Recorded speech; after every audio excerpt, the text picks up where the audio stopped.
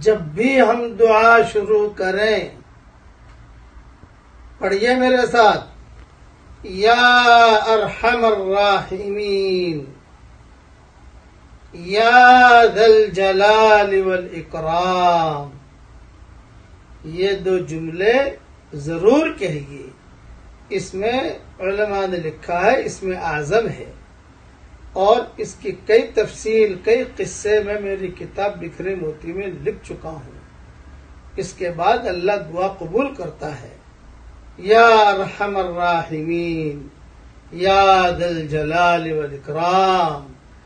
امت کی اجتماعی اور انفرادی پریشانیوں کو دور فرما، اور جس کے دل میں جو جائز مرادیں ہوں عافیت سے ان کی مرادوں کو پوری فرما، اور امت کے لیے حلال بستروں کا انتظام فرما، حرام بستروں سے اس امت